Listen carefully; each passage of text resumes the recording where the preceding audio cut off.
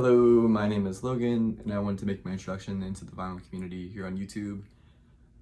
I'm someone who has been interested in music for a long time, and I also am pursuing a career that involves a lot of publishing on music, so I wanted to use this channel as an opportunity to explore that and just get to know the music better. Before I talk too much more about myself and my interest in music, I would like to give a shout out to a few people in the vinyl community that have kind of inspired me to make my own channel and just pursue this myself. First off, I'd like to shout out Jason from the Jazz Basement. I met Jason this past summer in Washington, D.C. at a screening for the Blackfire record label. It was at the Blackfire Home Rule Festival, I believe it was called. It was sponsored by HR Records and some other local jazz people in the jazz community in D.C. When I was there, I got to see Doug Karn and Oneness Juju perform, and I also had the pleasure to get to meet Jason, who is someone I've watched in the vinyl community for at least a couple years at this point. He was very warm, and he kind of inspired and pushed me to make my own YouTube channel, which I've kind of put off for a long time, but it was something that I was already planning on doing, so I'm finally getting around to it. So thank you for that, Jason. And I've also been inspired by some other YouTubers like Ken, the jazz vinyl audiophile. I've been watching him for several years at this point. I love to see his interviews of different musicians and just his knowledge of the jazz scene in New York City and just around the globe. I also like to watch Dan, the Jazz Shepherd. He has an immense knowledge of jazz that is just kind of hard to compare and find in anyone else in the jazz community, jazz vinyl community, and I really look up to him for his passion with jazz and preserving it. And also I think What Can Brown jazz vinyl lover, or I can't think of his exact YouTube channel right now, but he's also someone that I've been watching for like the last 6 months, who doesn't really approach music from just a pressing standpoint of view, but he more talks about the music when he's comparing stuff, which is something that I really appreciate. That's one of the things that I sometimes think that people lose the actual value of the music because they focus too much on audiophile pressings, which I have a lot of, but there's something that I think people need to focus more on the music. So that's just a few people that have inspired me to make my own channel. So like I said, I grew up listening to a lot of music, a lot of older music compared to some of my other people around my same age group. So that was kind of something that I grew up listening to, and I've worked at Blues Festival ever since I was young. So I've been exposed to blues, a lot of soul music. And as my dad was a jazz student in college, I was also exposed to jazz, and I grew up performing saxophone, and that is something that kind of shaped a lot of my childhood, and even more than I thought it did at the time. I'm going to be I'm starting my senior year in college this fall, and I'm a history, anthropology, and folklore student. And I'm also in our history master's program right now, so I only have 2 more years before I graduate with my master's. And after that, I will be going into museum work and also publishing different things, hopefully on jazz history and just music history in general. I just think it's, so I'm doing my second internship in a museum right now. This past summer, for my first internship, I interned at the Evansville African American Museum, where I helped create an exhibit about the Indiana Jazz Festival of 1960 and 61 that kind of was a very big part in the civil rights movement in Evansville, even if it's not something that's necessarily credited, because it was one of the early times where there was desegregated crowds, and it was kind of an important way for the Black and white communities of Evansville to come together and actually be part of something greater than just life and music. So that being said, I really enjoy music's ability to break across barriers, and that's something that I kind of hope to inspire other people to study more and just to partake in, because music is one of the few things in this life that allows us to break down different boundaries, whether it's religious, social, cultural, racial, any kind of boundaries that exist. Music is one of the few mediums that we can all come together through, and that's one of the main reasons I just love studying music, and that's a big reason why I pursue music publications. That's something I'm working on publishing on a couple different topics within jazz history, but that's the reason why I study a lot of music history within my studies. And this summer I'm interning in another museum where I'm helping create an exhibit over the local and folkloric nature of some different music genres within this area that I'm in. And we are building around a 10,000 square foot exhibit right now, where I am helping interview musicians and doing a lot of the museum side of the work, along with drafting labels and doing a bunch of different parts of that. So, like I said, I plan on pursuing a career for the long term within public history and museum work, and I'm just kind of paving that career right now. So I wanted to make this channel as a way to delve deeper into all of these topics I mentioned briefly about the socio-cultural context of jazz, blues, soul, R&B, and just really any music of the 20th century and 21st century. Excuse me. I also want to use this channel as a way to show that these influences of jazz and just jazz music as a whole is not dead within modern society.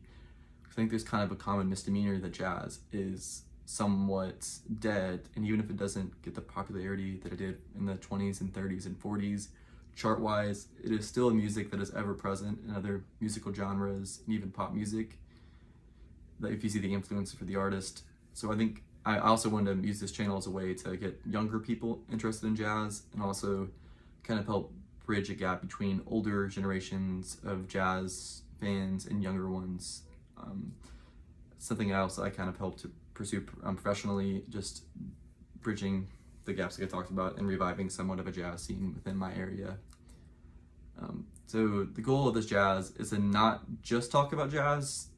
I've also listened to a lot of other music genres, including folk rock, psychedelic rock, blues, soul, R&B. I've kind of grown up listening to a lot of these different genres, so I will talk about a lot of them, and I'll also try to blur the lines between some of these genres, like for example soul and R&B and jazz, different titles that were kind of enforced by critics, not necessarily by the musicians. Most of these, a lot of jazz artists or soul artists didn't really accept the restrictive titles that music critics, often the white music critics, that would push on them. So that's something I kind of helped to show the influences between these genres, and that they're more connected than we often associate them with, at least in the popular context. And I also want to explore music that I just kind of feel a deep emotional connection with myself. It's kind of the foundation for my love for music and why I want to pursue a career in music and history, just because I've been able to connect with music, and it's kind of one of my main ways of channeling different emotions and just dealing with the hard times or any emotion through life. So I think it's important to help other people find a passion or an emotional connection with the music. And so I also wanted to use this video to kind of show some of my favorite jazz albums. I'm probably gonna end up doing another video talking about my favorite non-jazz albums, or just I'm gonna be making a lot more videos with different topics. But I just kind of wanted to use this video as a little bit of an overview of some of my favorite musicians, jazz musicians, and some of my favorite albums by them. Some of these will be more traditional and just ones you see often, and some of the other ones are maybe not as common of albums, but these are just the albums that I kind of gravitated towards when I was picking out albums to use for this video, and just musicians that I... Sorry about the brief pause there. I'm sorry about the brief pause there, but now to get back to some of the albums that I wanted to talk about. First off, one of my favorite artists that I'll continuously talk about on the channel is obviously John Coltrane, one of the most famous jazz artists, of course, and one of the most famous jazz albums. I love Supreme. It's an album that I kind of find there is definitely a higher calling to listening to, whether it doesn't really matter what religion you are. There's a certain spiritual, or if you're not religious, there's a certain spiritual and ethereal sound of this album that kind of just deeply resonates with me, and I think a lot of other people. And it's something that I find a lot of Coltrane's work I view between 61 and 65 to kind of be the pinnacle of his exploration, even though he go out a little bit further with Sonship and Ascension through the last couple of years of his life. I find this was kind of my perfect, between 64 and 65 especially, are some of my favorite Coltrane albums. But that cannot be necessarily said about the next album as I was recording before that. But this is another one of my favorite Coltrane albums. It was recorded in '62. I was just want to double check, but I think this is one of the early Coltrane albums where you really see him taking shape into the more spiritual artist that he'd become. And this happens after his 1950 spiritual awakening, where he kind of felt God was communicating with him, and it's where he became clean from drugs, and he just kind of started produce music, not necessarily just for himself, but also in a more spiritual manner, and also to make other people happy through music, and that's produce something that other people connect with. And I'm also someone who's a really big Eric Dolphy fan, so having him on this album is ideal, and just the chemistry between him and John Coltrane is something that I wish we could have seen more. There's a few recordings, but this is really my favorite recording with the two of them together. Next, this was a lucky find when I was first getting more into jazz and records. My friend who was actually with me at a record store, he pulled this out of a record bin, not knowing it was out of a $2 bin, not knowing how great of an album it was going to be, and I didn't know at this point either. But the record's actually in near perfect condition, and between Hidden Figures, Rain Dance, and Hornets, this album is, one of the albums that I find myself continuously spinning. There's a certain funk, and also it's the right level of, not free, but of experimental sound to it that I usually gravitate towards in my jazz taste.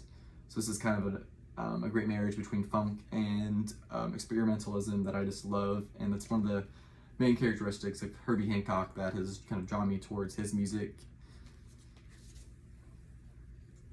Next up, this is kind of an obvious album too, but this is my favorite Chet Baker album, at least where he's playing.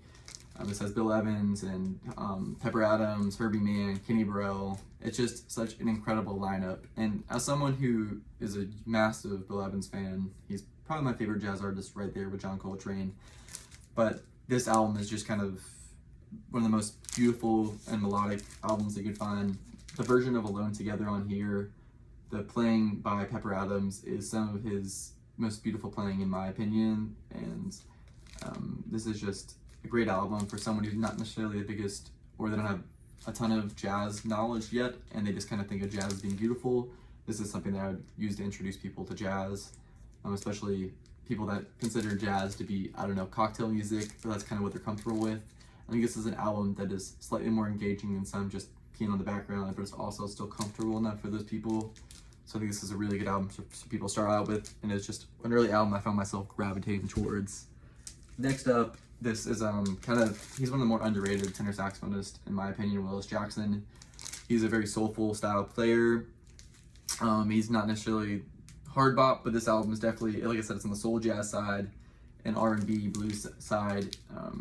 He has several other albums on Prestige that I've streamed. It's the only one I have, but I'd highly recommend anything that you see by Willis Jackson on Prestige. It's just something that it's really easy to groove to feel the funk to it, and also to feel at least something to it emotionally. But it's also just something that's really easy to throw on, and it's gonna please most people. Similarly to Chet by Chet Baker. The next album is The Real McCoy by McCoy Tyner. This is an album that I find to be somewhat reminiscent of his work with Coltrane in a way, since Joe Henderson also kind of has a more searching personality, in my opinion, where he's kind of always searching for the answers to the world.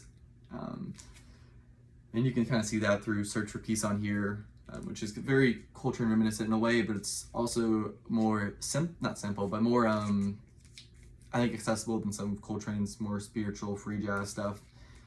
And I also really like Contemplation on here, and think it's Blues in the Corner, I'm sorry, and 4x5. But all the songs on this album are some of the better Blue Note works in my opinion, and I'd highly recommend this to anyone who likes Coltrane. Next up, another heavy hitter like these last few, The Cooker by Lee Morgan. He's right up there with me with Miles and Chet Baker. Well, actually, I'd probably rank him ahead of Chet Baker and Kenny Dorham and some of those guys. But this is definitely my favorite Lee Morgan album. As I mentioned before, I'm a Pepper Adams fan. I love his work on Alone Together by Chet Baker, but his work on A Night to Tunisia and Heavy Dipper and other songs on this album is kind of the antithesis of that. It is super fast-paced shredding playing, but but there's still a sense of serene beauty to it that is often seen in Pepper Adams' work. Even when he's shredding completely fast, I think he still maintains, he still controls himself better than some people associate with him. I think it's just kind of, he has a very beautiful tone, so even if he's playing kind of aggressively and harsh, he still just sounds pretty, in my opinion. But I guess this is still the complete opposite of his playing on Alone Together. This album as a whole has some of my favorite Lee Morgan playing, even though it's earlier on in his career, and this would probably be my favorite hard bop album in general. Next up, I want to show, this is probably my favorite album from the Black Jazz label. I was lucky enough to get the whole discography, the Real Music re-releases of these, and I highly recommend anyone who does not currently know Black Jazz or doesn't have any of the records to go check out the Real Gone Music releases that you may have for around $18 or so.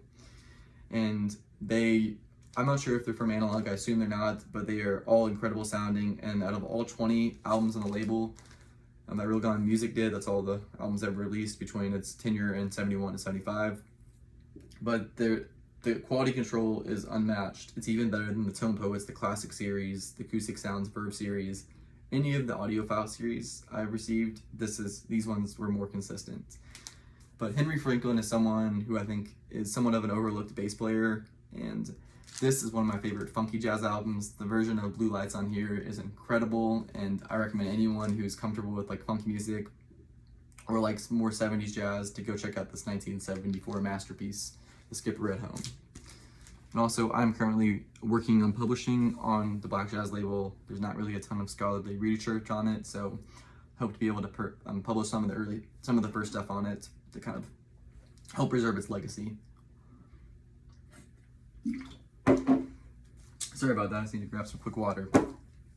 But next up, this is one of the craziest session dates in my opinion. Having Mingus, Max Roach, and Duke Ellington all together on Money Jungle is what makes this album so incredible.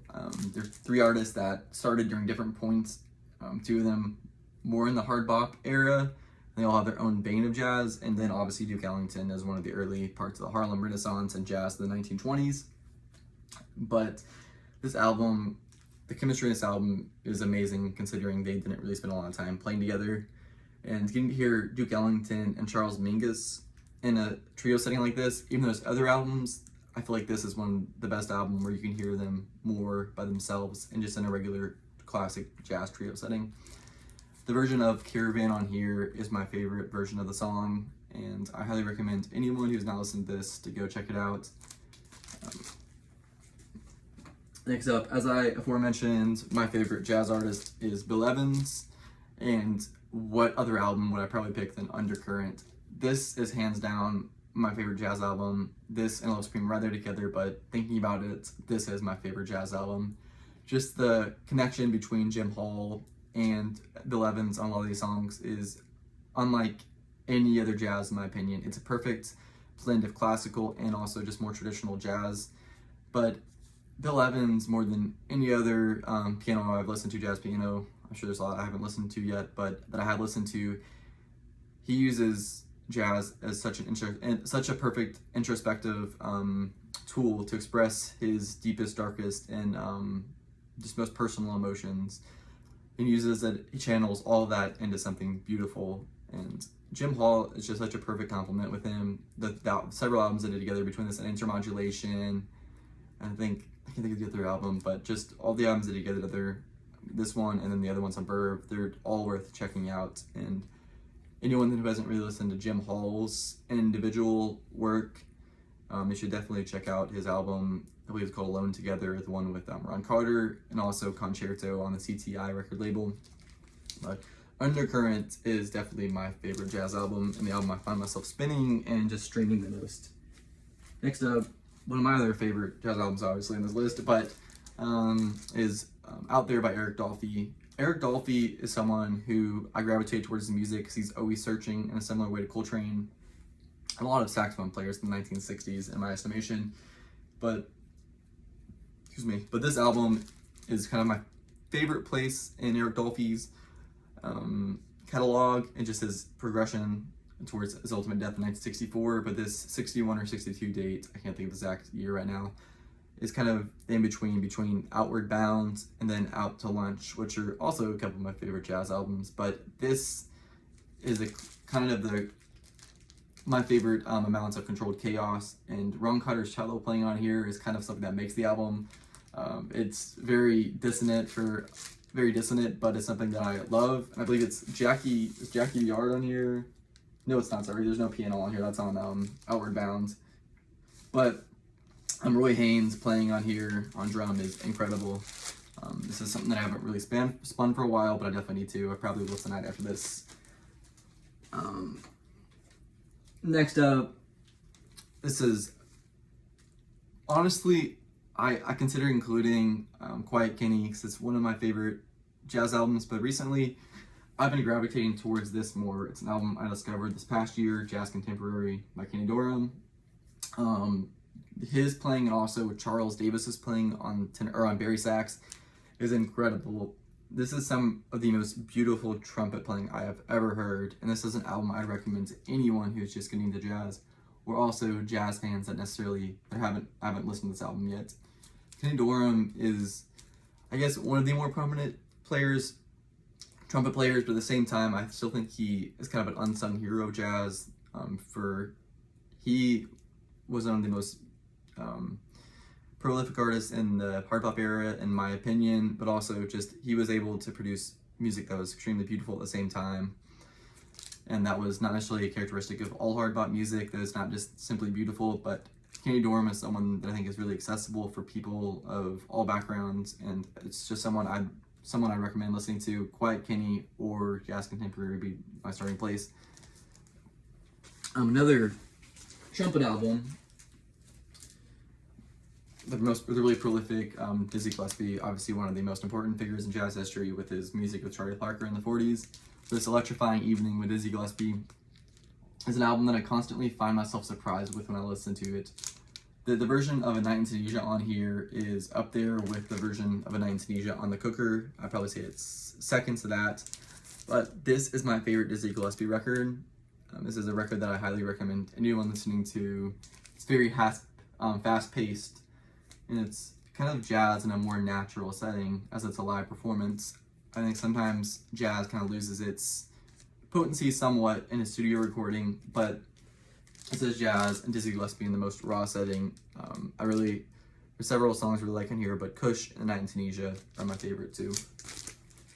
Been on my last few, but this A Night at the Village Vanguard by Kenny Burrell is my favorite jazz guitar album, I'd say, by quite a long shot. Kenny Burrell is not someone I usually go towards as much as some other jazz guitarists like Jim Hall or Joe Pass or Grant Green.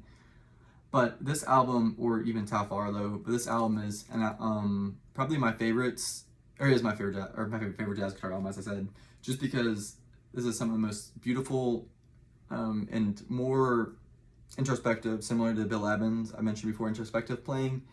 And it feels like he's using his guitar as just a direct tool to express his emotions, which is something that I kind of gravitate towards in jazz, as I've been consistently saying. But for anyone who hasn't listened to this album, this is the jazz guitar album I probably recommend to most people. I'm sorry for the pause there. I ran out of phone storage, so I kind of had to rework some stuff and figure out just what to offload off my phone, but sorry about that. I'm still kind of figuring out how to do these videos since it's only my first time doing this. But as I was talking about, Miles Davis is someone who, more than perhaps any other jazz artist, was able to stay relevant from 1949, 1950 until his death. Where I kind of view Miles, where I kind of really see him starting to take shape, in my opinion, is the original quintet. And it was just such a great incubator for other artists, including like Red Garland, Philly Joe Jones, Paul Chambers, and obviously John Coltrane. And out of all the original quintet albums, Relaxin' is by far my favorites. It is an album that I continuously find myself listening to. I finally just got a copy of it. This is an 80s OJC, but streaming it, I perhaps do just as much as Undercurrent by Bill Evans.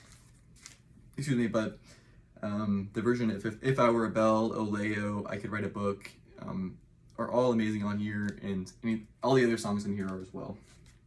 And then I'd include one more Miles Davis album, and that is Sketches of Spain. With his career with Gil Evans, this is probably my favorite of all the albums they did together, and arguably my favorite Miles Davis album. It's kind of tied with Relax and Thinking About It, but this is kind of the perfect marriage between classical and jazz, which is kind of what Gil Evans was known for and what he did the best. And I think it's kind of the reason why Miles and Gil Evans got along so well, even though it was very important for Miles to incorporate more emotion to his playing, which can be seen, like obviously heard throughout most of his music. It's also important to include classical elements, and he was kind of informed by a lot of the great composers, as much as the same as some of my other favorite jazz artists.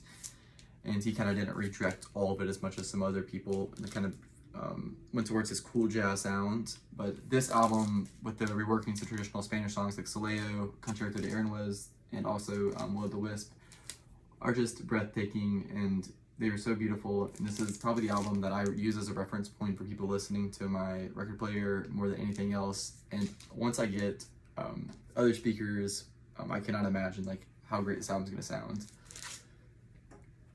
And then lastly, I wanted to include an album that kind of builds off a point I was talking about earlier.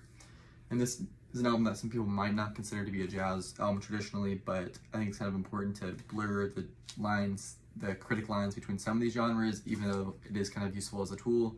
But this is an artist who was always like kind of trying to defy the ideas of what Logic were and what the critic forced on people. That's Gil Scott Heron, Pieces of a Man. This album pays homage to a lot of musicians, including Billie Holiday and John Coltrane, and it's kind of the perfect starting point for someone who wants to explore the more funk and poetry side of something that is informed by jazz, or also is fan of soul. Gil Scott Heron is one of the very important activists throughout the 1960s, late 1960s, and the 70s and 80s. And he was always kind of in touch with Black America, but also with all the happenings, the anti-apartheid movements in South Africa, and also with a lot of the other cultural and political movements throughout Africa and decolonization movements. So that is something that definitely can be seen throughout his music. There's a very Pan-Africanistic and very global, he's a large sense of global awareness of political affairs, and he produces commentary that is also very just beautiful and groovy to listen to. But this is a really good album that I think is arguably jazz for some people. I mean, not traditionally, but this is an album that I would say is arguably jazz.